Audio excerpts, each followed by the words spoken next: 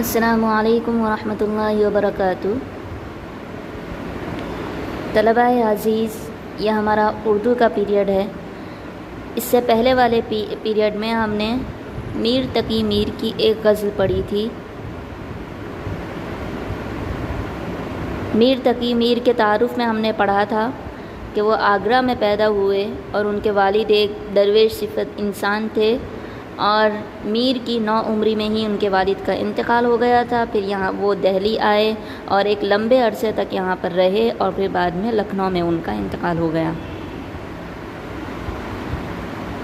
تو چلیے اب بڑھتے ہیں غزل کی طرف۔ پہلے ہم غزل کو ایک بار پڑھ لیتے ہیں، غزل پڑھنے کا انداز دیکھ لیتے ہیں، اس کو کس طرح سے پڑھا جاتا ہے، اس کے تلفظ وغیرہ پہچان لیتے ہیں۔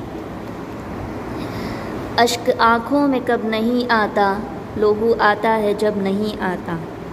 اشک آنکھوں میں کب نہیں آتا، لہو آتا ہے جب نہیں آتا۔ ہوش جاتا نہیں رہا لیکن جب وہ آتا ہے تب نہیں آتا۔ ہوش جاتا نہیں رہا لیکن جب وہ آتا ہے تب نہیں آتا۔ صبر تھا ایک مونی سے ہجراں، سو وہ مدت سے اب نہیں آتا۔ صبر تھا ایک مونی سے ہجراں، سو وہ مدت سے اب نہیں آتا۔ دل سے رخصت ہوئی کوئی خواہش، گر یہ کچھ بے سبب نہیں آتا۔ دل سے رخصت ہوئی کوئی خواہش، گر یہ کچھ بے سبب نہیں آتا۔ جی میں کیا کیا ہے اپنے اے ہمدم، پر سخن تاب لب نہیں آتا۔ جی میں کیا کیا ہے اپنے اے ہمدم، پر سخن تاب لب نہیں آتا۔ سب کہنے کی باتیں ہیں، کچھ بھی نہ کہا جاتا۔ سب کہنے کی باتیں ہیں، کچھ بھی نہ کہا جاتا۔ دور بیٹھا غبار میر اس سے، عشق بن یہ ادب نہیں آتا۔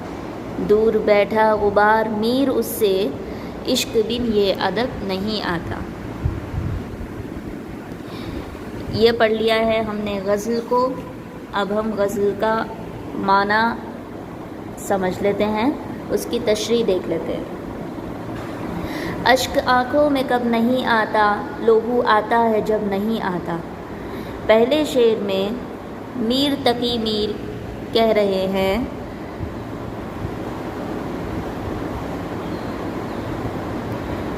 کہ ہجر یار میں ہر دم روتا رہتا ہوں۔ ہجر یار میں ہر دم روتا رہتا ہوں، محبوب کی جدائی میں ہمیشہ روتا رہتا ہوں۔ ایسا کون سا وقت ہوتا ہے جب میری آنکھوں میں آنسو نہیں ہوتے، اور جب میری آنکھوں میں آنسو نہیں ہوتے ہیں تب آنسوؤں کے بدلے لہو نکلتا ہے، یعنی خون ٹپکنے لگتا ہے۔ مراد یہ ہے کہ روتے روتے جب میری آنکھوں سے آنسو خشک ہو جاتے ہیں تب آنسوؤں کے بدلے لہو نکلنے لگتا ہے، خون نکلنے لگتا ہے۔ ہوش جاتا نہیں رہا لیکن جب وہ آتا ہے تب نہیں آتا۔ اس شعر میں شاعر کہہ رہے ہیں کہ میرے ہوش و حواس رخصت نہیں ہوئے ہیں، میں ہوش میں بھی ہوں اور میں بالکل صحیح ہوں، میرے پاس عقل بھی ہے سوچنے کے لیے، میں ہوش میں ہوں، بالکل صحیح ہوں۔ لوگ مجھے خواہ ایسے ہی پاگل کہتے ہیں، لیکن میں کیا کروں، ہوش میں رہتا ہوں۔ لیکن جب وہ آتا ہے، جب میرا محبوب آتا ہے تب میں ہوش میں نہیں رہتا، تب میرے ہوش چلے جاتے ہیں، یہ بات اور ہے، مگر میں پورے ہوش و حواس میں رہتا ہوں۔ صبر تھا ایک مونی سے ہجراں، سو وہ مدت سے اب نہیں آتا۔ یہاں پر شاعر کہہ رہے ہیں کہ مونس کہتے ہیں محبت کرنے والا، اور ہجر کہتے ہیں جدائی کو۔ تو بول رہے ہیں کہ میری جدائی کا جو ایک ساتھی تھا، جو مجھ سے اس وقت جس نے سب سے زیادہ سہارا دیا، جو مجھ سے محبت کرنے والا تھا، وہ کون تھا؟ صبر تھا۔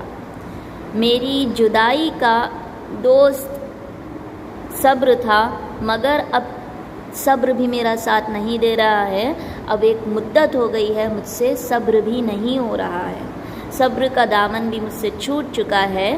تو شاعر اس میں کہہ رہے ہیں کہ ایک ساتھی تھا، میرا ایک محبت کرنے والا تھا مجھ سے، میری جدائی کا ساتھی تھا، صبر تھا، لیکن اب وہ بھی ایک عرصہ ہو گیا ہے، ایک وقت گزر چکا ہے، مگر وہ بھی اب میرا ساتھ نہیں دے رہا ہے۔ دل سے رخصت ہوئی کوئی خواہش، گر یہ کچھ بے سب نہیں آتا۔ شاعر کہہ رہے ہیں کہ میرے دل سے کوئی خواہش ضرور رخصت ہوئی ہے، اس لیے تو مجھے رونا آ رہا ہے۔ یہ خواہش وصال یار کی خواہش بھی ہو سکتی ہے۔ جب ہمارے دل سے جب ہم کو کوئی چیز نہیں ملتی ہے تو ہم کو امید کم ہو جاتی ہے، اور امید کم ہونے کی وجہ سے وہ خواہش ہماری مٹ جاتی ہے۔ ہم امید چھوڑ دیتے ہیں تو ہم کو اس چیز کی خواہش بھی نہیں رہتی ہے، جس کی وجہ سے ہم کو تھوڑی مایوسی ہوتی ہے اور ہم کو رونا آتا ہے۔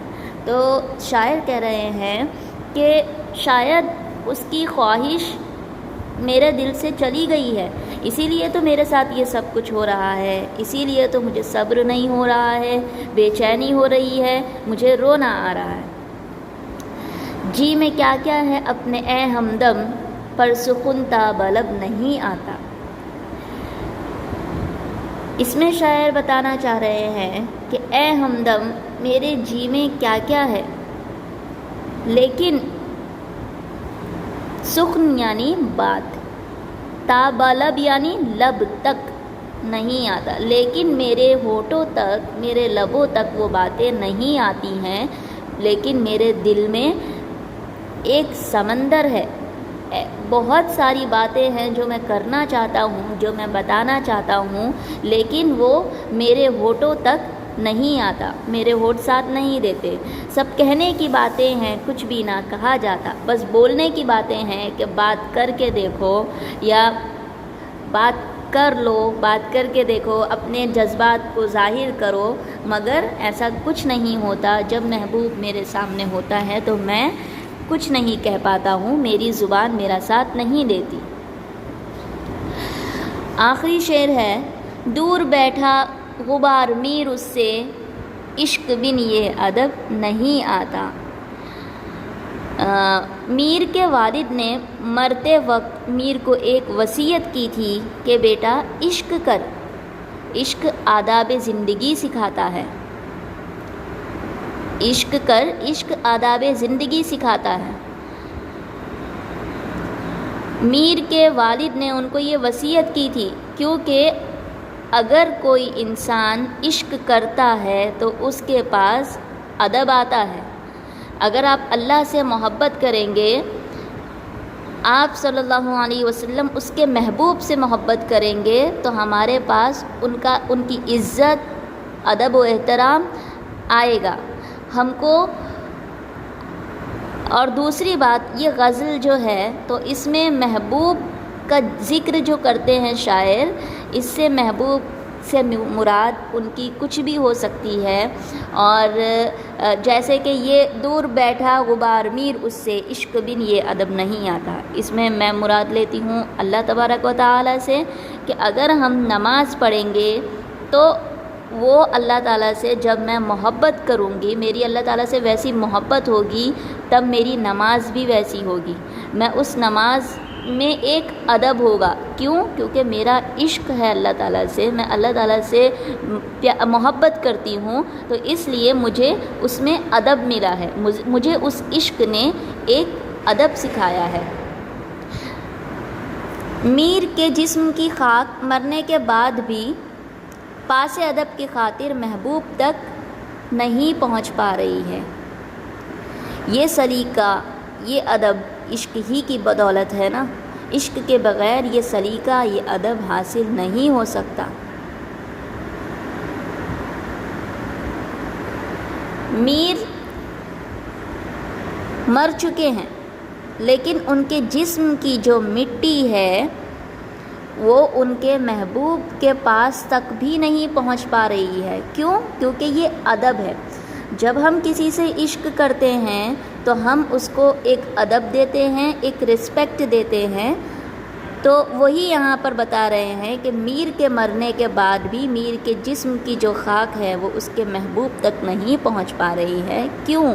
کیونکہ یہ عشق ہی کی بدولت ہے، عشق کے بغیر یہ سلیقہ اور یہ ادب حاصل نہیں ہو سکتا۔